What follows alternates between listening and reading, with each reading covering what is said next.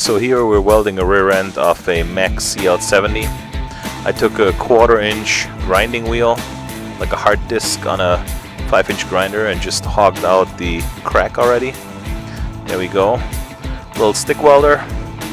And then what we're gonna do here is use the chipping hammer, wire brush, and some rock mount Polaris AAA to weld it up. So that rod has really good strength, deals with contaminants better if there's oil in that crack. And I'm not gonna have too many arc shots for you guys here because it's really hard to weld and film at the same time if you're all by yourself.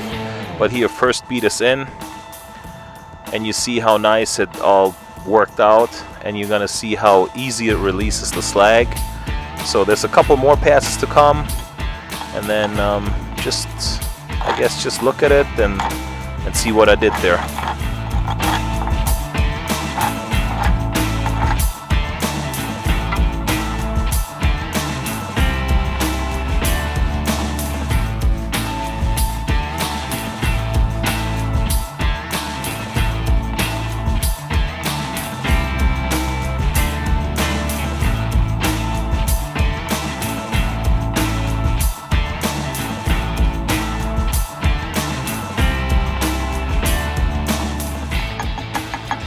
So I did not drill a hole at the end of the crack like every textbook and everybody on YouTube will tell you that's what you have to do.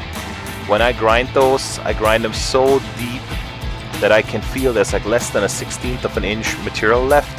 When I burn this in, I'm anticipating like 99% or 100% penetration there, and I grind it like another 3/4 inch longer than where I think the crack is gonna end. And at that point, I feel like I don't really have to drill a hole. I did this dozens of times. It always works for me. So here, it's a second path going in. And you see that lip that you see there, that's really a machined surface where the differential sits on that housing. And that's not really a crack. The crack is just in that way.